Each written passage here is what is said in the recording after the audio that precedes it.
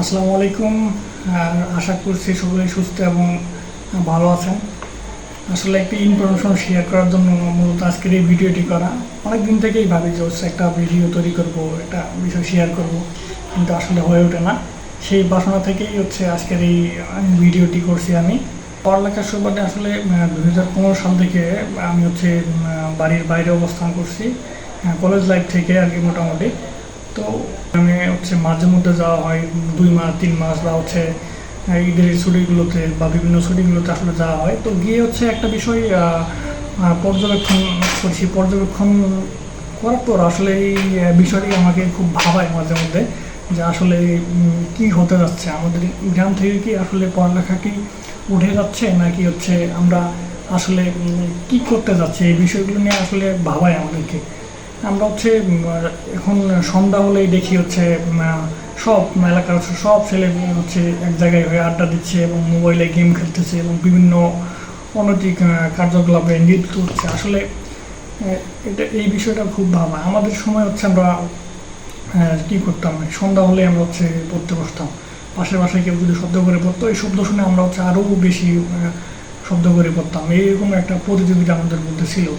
এছাড়াও হচ্ছে আমরা হচ্ছে মাঝে যখন হচ্ছে আমাদের মা হচ্ছে রান্না করে বিকেলে বা হচ্ছে সন্ধ্যার আগে যে সময়টা রান্না করতে বসে, তখন আমরা হচ্ছে চুলার পাড়ে গিয়ে বস্তা বা হচ্ছে চট বিছিয়ে ওখানে বসে পড়তাম। আসলে এই যেই মধুর সময়টা ছিল আমাদের, এই সময়টা হচ্ছে গ্রাম থেকে একদম বিলুপ্ত হয়ে গেছে বলা চলে। কারণ সবাই এখন হচ্ছে এই মোবাইল নামক হচ্ছে নেশায় আসক্ত হয়ে পড়ছে। আসলে এই মোবাইল নামক নেশা বা হচ্ছে এই গেমের মধ্যে ডুবে থাকতে থাকতে হচ্ছে পড়ালেখার প্রতি হচ্ছে অনেকেই বিমুখ হয়ে যাচ্ছে। আসলে এই বিষয়টা ভাবা যে আমাদের সময়টা কী ছিল, যে মোবাইল ছিল না এরকম আমাদের সময়, তখন আমরা কি করতাম আসলে।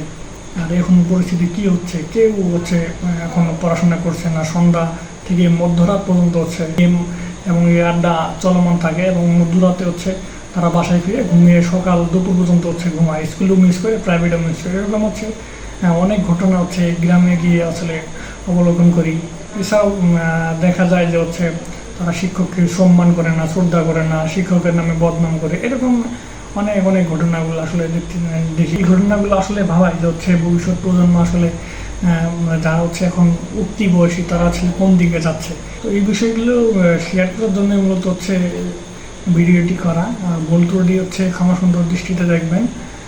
আরেকটা বিষয় হচ্ছে সকলের প্রতি হচ্ছে আহ্বান থাকবে, যারা হচ্ছে এই মাদক বা হচ্ছে এই মোবাইল নামক যে ভিডিও গেম আছে, এই ভিডিও গেম যারা আসক্ত হয়ে পড়ছে, আমরা তাদেরকে সেখান থেকে দূরে রাখার চেষ্টা করবো এবং তাদেরকে বুঝিয়ে আমরা হচ্ছে এই পড়ালেখায় হচ্ছে আগ্রহী করে তুলবো। পাশাপাশি তাদেরকে আমরা হচ্ছে তদারকির মধ্যে আমরা চেষ্টা করবো যাতে তারা হচ্ছে উপকৃত হয়।